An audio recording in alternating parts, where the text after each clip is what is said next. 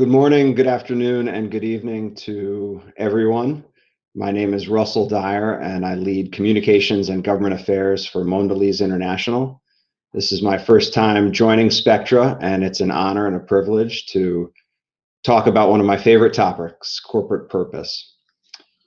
I feel like I need to start with a little bit of a disclaimer, and that's because I know the audience is filled with professional communicators, many of whom spend a good portion of their day coaching executives on presentation skills, message delivery. So the stakes are high in terms of my capability here. And then when you add the subject matter of corporate purpose, a topic many of us are experts on these days, it heightens the stakes even more. But I'm very pleased to share with you a few thoughts on our journey at Mondelez. We are 2 years into a new journey in articulating and living corporate purpose. And I think we have some interesting experiences and lessons learned. And I'm very proud of the amazing work that so many thousands of our colleagues all around the world are doing to bring our purpose to life. So for those of you that don't know who we are, Mondelez International as a company and as a corporate brand is only 8 years old. And if you don't recognize the name, you absolutely recognize many of our brands. We are a global snacking leader with $26 billion in revenue around the world and a leader in chocolate, biscuits, gum, and candy. We are home to many loved brands, global brands such as Cadbury Dairy Milk, Oreo, Belvita, Tang, Trident, and many local jewels that you'd recognize in India. We've been operating in India for 72 years. And in addition to brands like Cadbury Dairy Milk, Bournvita, Perk, Five Star are some of the delicious products that we make. So it's a fun place to work for many reasons, but the brands are central to that. And like many in CPG and food in particular, we came out of a significant period of transformation of our business and a focus on cost consciousness. Mondelez was created in 2012 out of the split of Kraft Foods, and the first 5 years of our existence, there was a very heavy focus on right-sizing our business footprint, transforming our business, and with that, a very focused effort on cost consciousness.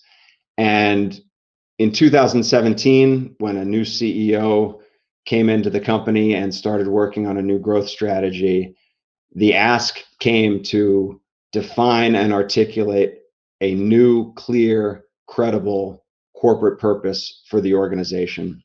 And for those of you that have been through periods of transformation and cost consciousness, you would know that it can be very hard to see a larger why in the business beyond what you're being asked to do in the moment. And it was a fairly significant pivot from where we were in terms of corporate reputation and engagement to where we wanted to go in a relatively short period of time. But I was delighted, along with our CMO, to be given that task from a new CEO to say, why do we come to work every day beyond generating profits? What is that beacon? What is that light for the organization to guide this long-term strategy? And it was a terrific exercise and one that I'm quite proud of. But there was no shortage of hurdles along the way. And right out of the gates, one of the biggest hurdles is that we are, as an organization, a company built through M&A. And with that come legacy cultures, legacy systems, identities, rituals, and routines in our business, all the way back to the General Foods days, to Kraft Foods, Cadbury, before Cadbury was a part of our business. And it's a great moment in time, but also a significant hurdle to find a corporate identity and a purpose that resonates across all of your colleagues. Because the first step in building true corporate purpose is having it land credibly and having every employee see their work ladder up to this larger vision. It won't mean anything externally if you don't build that credibility internally. And we gave a lot of thought as to what was universal across these cultures, however you came into the business, whenever you came into the business. The second is we're a house of brands. We only have a corporate brand that has been around, as I said, 8 years, and have not invested significantly behind our corporate brand. So as we define a corporate purpose, how will it come to life at the brand level, especially across varied categories from chocolate to powdered beverages, gum and candy, sweet and savory biscuits? Language translations are obviously something that any global company has to deal with. That's not a unique challenge for us. But how can we find something that is as relevant in China and India as it is in Canada and the UK? And that was a big part of our experience, was listening and crowdsourcing ideas that came from the markets to understand how they see this vision and how they would tell the story of our corporate purpose. And perhaps the largest challenge of all, do it all in 4 months, was our timeline, which, communicators are used to fast deadlines, but that was a very unique challenge. So what do we do first? We listened and we learned. And I think a lot of the communicators listening to this will appreciate the idea that all communications needs to balance the art and the science, and one without the other just doesn't work. So we spent a significant portion of those 4 months really listening to the data. What do the data tell us in terms of our corporate reputation, how our stakeholders view us internally and externally? We dove deep on corporate reputation insights. We benchmarked our peers and competitors in the share of voice to understand, how we fit into the food and beverage landscape. We did deep dives with our talent acquisition teams to understand new employees. Why would they come work for a company like ours? What gets them out of bed in the morning? Because corporate purpose is critical to all, but very essential, as we know, to the new generations entering the workforce today. And internally, we looked at all of the rich data we had, including 3 years of global engagement surveys. What are our employees saying about how they feel about the company? What gives them pride? What are the opportunities they see for us beyond just driving profits?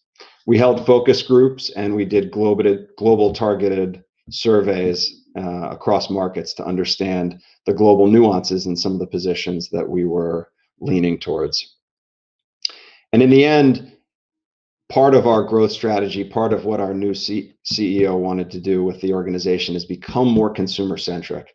When you're transforming your business and you're focused on cost consciousness, you start to see numbers in spreadsheets. And even though we are a company with amazing brands in these great categories, the consumer had started to get lost. And as we looked at all of those insights to inform our path forward on purpose, we started to gravitate towards a universal consumer insight that we saw and felt across all of this body of work. And that is that people don't want to have to choose between snacking and eating right.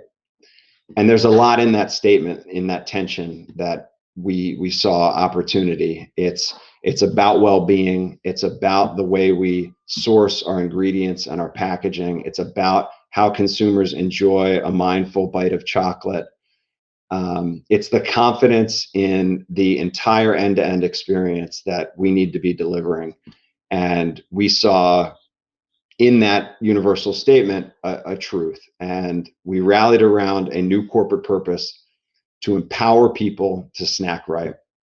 And to show you a little bit of how that looks and feels, I'll share with you a video that we used to launch our new purpose in a global town hall almost 2 years ago to the date. Thank you. Thank you for all the times we've crunched, cracked, munched, dunked, twisted, and mmm'd together. Thank you for all the love you've shown us. Returning that love is what inspires us. At Mondelez International, we understand that the way you live is changing the way you eat. And that you don't want to choose between snacking and eating right. Right for a delicious bite. Right for your well-being, right for our planet. That's why at Mondelez International, we want to make snacking right. All around the world, our makers and bakers are passionate about bringing you the right snack. For the right moment, made the right way. Mondelez International. Snacking made right. So that was the vision, and the important work of dimensionalizing that in a very credible, tangible way in our business came soon after. What does empowering people to snack right mean? What does it look like? We boiled it down to three main pillars. It's about offering the right snack for the right moment, made the right way. And within the right snack, there's a couple powerful ideas. The first is the breadth of our portfolio. We make everything from Oreo most stuff, very indulgent products, to brands like Enjoy Life Foods, the leader in gluten-free, allergen-friendly products. And the breadth of that portfolio is something that is specific to us and gives us the unique opportunity to affect change in the world with snacking as a behavior. And the role of well-being is very important in that. And that's not only on the nutrition side of the business and calorie reduction, but it's also about quality ingredients and simpler ingredient lines and the journey that our brands are on in a number of markets in that space.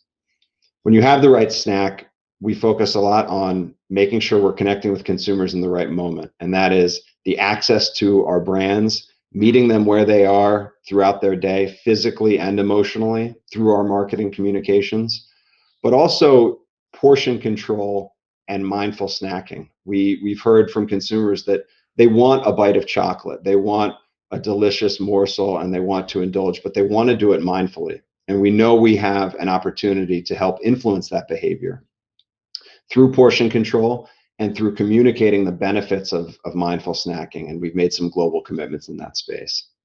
And finally, we need to deliver the right snack for the right moment, made the right way. And this is all about our sustainability agenda, how we look at our supply chain from end to end, and how we live the values of our organization and take a stand for what matters. And this is a pillar where the brands have really done a lot of great work, because it's not just about environmental sustainability or social sustainability. It's about taking a stand in society to be the change that we want to see. And you can look at diversity and inclusion as one example, where brands like Cadbury Dairy Milk and the Generosity Campaign have leaned into that idea and used their brand and their platform and communications to drive change. So what does this look like? Cadbury Dairy Milk, the right snack. In India, I'm sure many of you have tried the delicious innovation from a few years ago with Cadbury Dairy Milk, 30% less sugar. This is something that's not just available in India, but the UK and other markets. And we're on that well-being journey to offer choice for all of our consumers, whatever it may be. The right moment. I talked about the mindful snacking communication. One interesting case study is our Prince biscuit brands in Europe. We had a retailer who was pressuring us about licensed characters on the Prince brand. And when we shared with them the fact that we were putting mindful snacking communications on pack and sharing the data of consumer behavior and what we see when consumers pause and snack mindfully, it defended a position on the shelf and enabled us to continue to nudge that consumer behavior through our packaging and through our communications. And that was, not only something that was a win for the business in terms of our freedom to operate, it's a consumer benefit and a proof point that we can affect change through how we package and how we communicate about our brands. On the sustainability side, we have a number of signature platforms that come to life across our sourcing. Cocoa Life is one for one of our main ingredients. And the Cocoa Life program in India is a great example of the sustainable sourcing, where for over 55 years, we've been partnering with more than 100,000 farmers to ensure that our cocoa is made the right way and that farmers have everything they need to build vibrant, sustainable supply chains and share in the benefits of this amazing commodity. So we launched with a number of very important tactics, and I'd love to just share a few learnings. First, we had our first ever global town hall because we thought it was very important that all of our Wired colleagues join in real time to hear this vision from our CEO, our new CEO, firsthand. And that was a very powerful moment for the organization. We created what we call a purpose charter. That is the wheel that defines the right snack, the right moment, in the right way, to talk not only about the dimensions and the pillars of that purpose, but importantly, how we're measuring each. What does progress look like? What are we trying to affect in the world and in our business underneath each of those areas? And perhaps the most important elements to the launch, the first was we brought together the top 250 leaders from across the business to a work session in March, a leadership conference.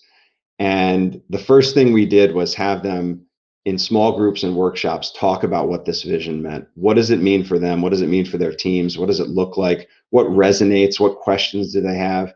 And each of the 250 leaders wrote a letter to the future. 20 years from now, how would you define the difference you're going to make in contributing to this vision? And we took all 250 of those letters. We wrote one letter on behalf of the organization to the future that lays out the change we want to make. And that letter to the future is something that we use internally to rally colleagues, to remind colleagues. It hangs in different headquarters locations, and it's been this purpose in our voice, not just the corporate communications voice, but our leaders' voices, our people's voice. And it's been a real point of pride and inspiration for the organization. And then, as I said, we are a house of brands, and nothing we do comes to life in any way without a brand execution. So our marketing team, under the leadership of our global CMO, developed what we call SMART Playbooks. That's an acronym for Snacking Made Right Toolkit. And it includes tools and guidance, and it builds capabilities in the space of brands unearthing their corporate purpose aligned to this vision, what it should mean for them, what it could mean for them, and how to go about it in a brand authentic way. And what's really exciting is that 2 years ago, after launching this vision and building out these materials and hosting workshops, now that brand work is starting to come to life with our global brands. And we see how Snacking Made Right fits in brands like Cadbury Dairy Milk and Oreo and others. And there's more and more plans, building this year and into next. And that's what's most exciting, because corporate purpose can be a corporate story. It can be an organizing theme. It can be the way you express your ESG agenda.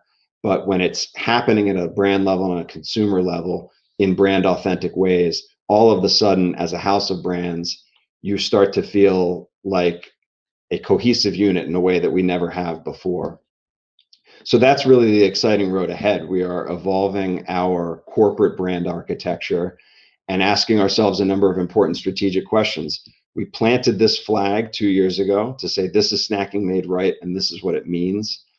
Our brands are now living their corporate purpose in a number of very meaningful, authentic ways, and we're looking at all of those plans and starting to ask ourselves, what is the ecosystem for how our corporate brand can and should give gravity to our consumer brands, and vice versa? How does the consumer brand work, give momentum to our corporate brand? And that's a journey that we're going to be on into next year in evolving the way we show up as a corporate enterprise, how we think about the interplay between our company and our consumer brands. So what have we learned in this journey? Again, we're 2 years into it, and by no means am I or are we claiming to be,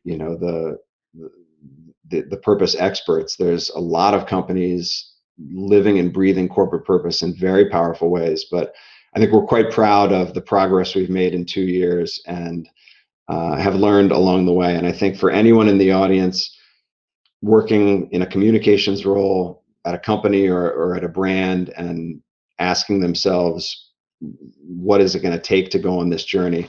The first learning is to touch the tension. When we were rolling up all of those data to say, where should we be going? What is our beacon? There's always the give and take of, but how much of a difference can we make? How much can we lean in on the right snack in our well-being agenda or sustainability or these other drivers? And we wanted there to be a little bit of discomfort in the business, because if there's not tension, then it's not adding value. It's not advancing the decisions. It's not advancing the business plans to really affect change like you can. So, we talk about the tension that we feel in meetings as we hold ourselves to account with this vision. And I encourage everyone that as you're working on a purpose, whether it's a platform overall or just a specific execution, make sure there's a little bit of tension, because that's added value to our journey.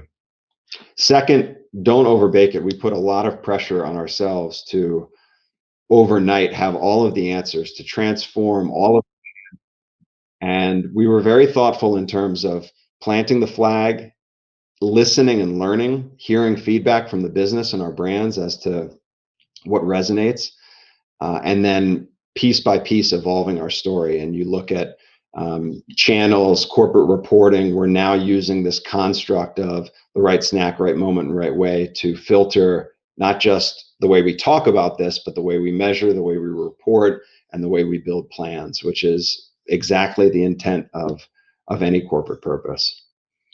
And measure what you treasure. Measure or it won't happen. The birth of a company purpose is nothing more than a communications exercise unless the dimensions and drivers are folded into business metrics and business scorecards alongside profit and revenue and all of the other essential pieces of a business, particularly for a publicly traded company. And I'm very proud that when I look at our corporate scorecard, sustainable sourcing is on the scorecard. Recyclable packaging, diversity and inclusion, women in leadership, these fundamental things to the pillars of our purpose are being measured and tracked at a leadership level and at a business unit level. And that makes it real and tangible. That makes it so much more than just a story.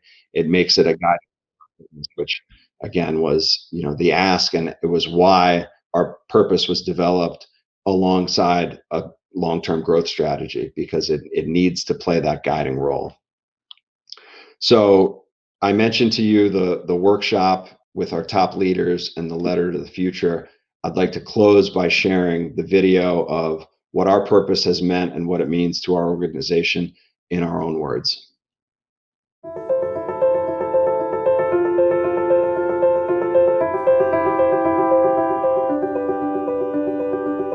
There once was a time when snacking wasn't seen as quite right. People worried about making the right eating choices during their increasingly busy days.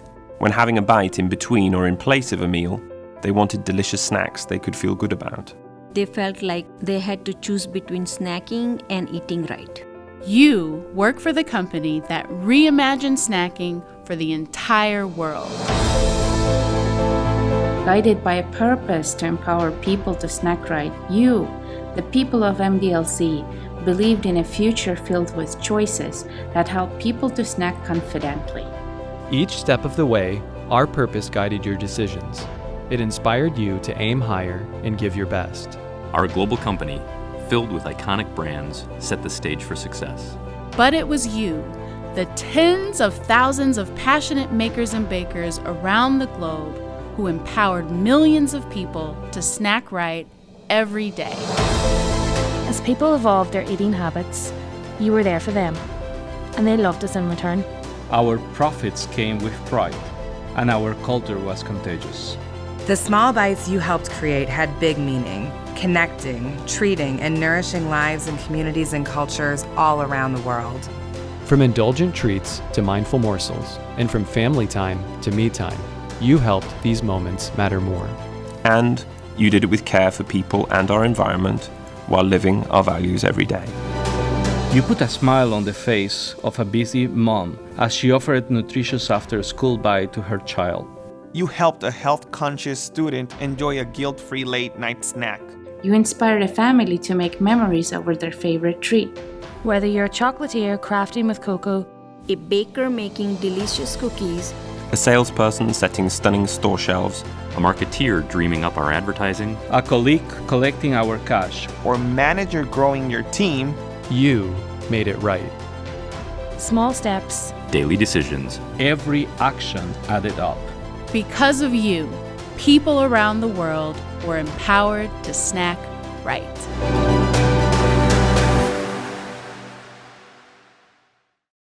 Thank you. Thanks very much. It's been a pleasure to join SPECTRA this year, and I'm looking forward to the conversation.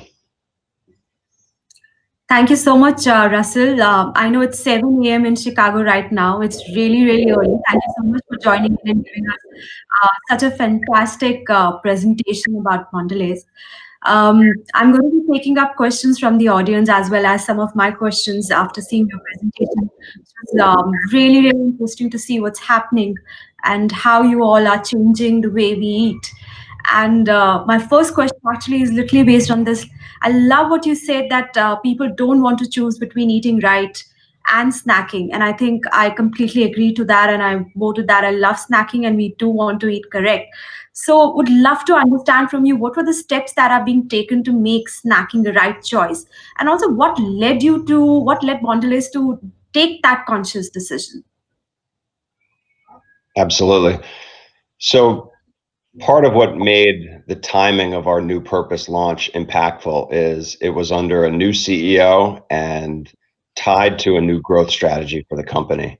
So it really was a holistic exploration of saying, why do we exist as a company? What is this long-term future beyond profit? And the steps we take, the way we look at living and activating our purpose really comes down to this idea of delivering the right snack for the right moment made the right way. And that the breadth of those ideas of how the role of well-being in our portfolio touching the lives of so many millions of consumers around the world, that gives us scale and a footprint to really affect change.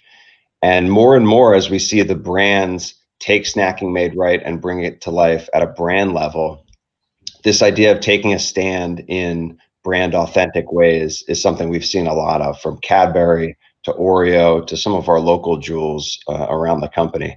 And that can mean taking a stand for the spirit of diversity and inclusion. It can be about sustainability of ingredients and packaging. It can be about well-being and nutrition, or some mix of all of those elements. And it's been really exciting to watch the way different brands and different categories have really lived the vision of Snacking Made Right two years after launch. Great. Also, Russell, the current pandemic has happened because, as you know, of the food. It started practically from the food. People now are becoming very conscious about where is it coming from, what is the source, what I'm eating, where is it really, what is the exact source from where it is coming. So are you guys taking any kind of specific steps towards that? Because people are getting super conscious about what we eat. Absolutely. One of our signature platforms as a company is our Cocoa Life sustainability program. And has a footprint in India and Brazil, and of course in West Africa, where the majority of our cocoa is sourced. And there is so much good being done on the ground, and so many amazing stories of helping farmers and families, at scale. And those types of opportunities are the things that not only are we looking at telling those impactful stories from cocoa origin, but also looking at other commodities and saying, how are we doing this in other places? Our Harmony Wheat program would be a great example. It started in Western Europe, and it's all about biodiversity of sourcing in wheat. And for a biscuit company like ours, wheat is a very important ingredient, and we're doing a lot of good for people on the planet in our wheat supply. So each of these signature platforms gives us a way into telling that story to consumers for how we're affecting change from the very first step in our value chain all the way through to putting a product that they love on shelf. And I think that's the challenge for all companies these days, no matter what your industry or vertical, even if it's beyond food, shining a light on the transparency of your value chain, telling the stories of where you can affect change and have a positive impact on the partners for your business along the way. That's really one of the most exciting parts of purpose storytelling for a corporate communicator.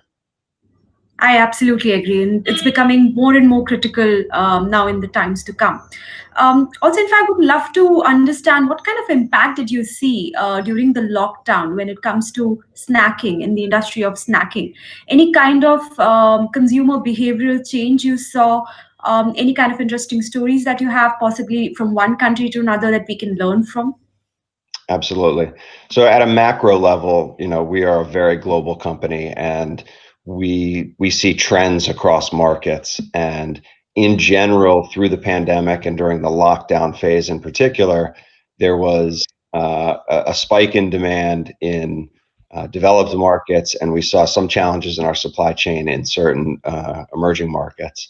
But overall, one of the consumer behaviors we saw across our categories that's really validating for a company like ours and the role we play in times like these is that consumers reached for trusted brands. They wanted a bite of chocolate. They wanted a biscuit for that mental and emotional well-being during stressful times. And that gives our frontline colleagues something to really feel proud of. I can speak for myself, my own consumer research in my family. During those times, we were making a lot of Oreo milkshakes as a family, and it gave us something to look forward to after dinner during a very uncertain time. So remembering that role that we play in consumers' lives, the fact that they look to us, they've trusted these brands for over 100 years, it's incredibly powerful. And you see it in times like this. We've done different bodies of work to understand consumer sentiment and consumer trends throughout the pandemic. We issued earlier this month our second annual State of Snacking report. And if you go to the Mondelez website, you can dive into some of those trends and what they mean. But there's some really interesting learnings, not only from consumers reaching out to brands and looking for trusted brands during the pandemic, but also some of the impacts on mindful snacking, which is an important part of our purpose as a company, helping consumers slow down and be in the moment, or biscuit or candy, and being at home with family, the rituals, those snacking rituals that we see, it's really brought mindful snacking to life in a powerful way. Consumers say they're taking more time to enjoy their food. Snacking rituals are taking longer. So those are the types of consumer trends that we're very interested in, to say, we've told this story of what our purpose should look like. We've activated it in certain ways. Are we seeing it on the consumer level, particularly in a time like this? Absolutely beautiful, and love the fact about snacking ritual. I think that has become kind of a ritual in most of our families now. How do we sit together and eat and enjoy? And in fact, that brings me to another very interesting question. I think chocolate is a universal snack. I mean, universally loved, accepted snack. What are the other universally accepted snacks or products that you've seen in your portfolio? Well, we look at our portfolio through the lens of global brands and local brands. And the global brands are multi-market, usually billion-dollar brands, and a lot of the local gems are very important taste of the nation brands in certain geographies. And a local jewel has the opportunity to become a global brand. A brand like Lou biscuits in France, Belvita, these brands can travel to other markets and have a universal consumer appeal to them. Oreo is certainly one, in addition to Cadbury, that's a massive global brand that has had a lot of success in a lot of different markets. And what's interesting is that Oreo focuses very much on that Oreo ritual, as you say, of a mindful moment with family. But that ritual looks and feels different ways in different markets. For some markets, it's about the cookie and milk ritual, and twist, lick, and dunk, the sort of playful way that you can enjoy an Oreo cookie.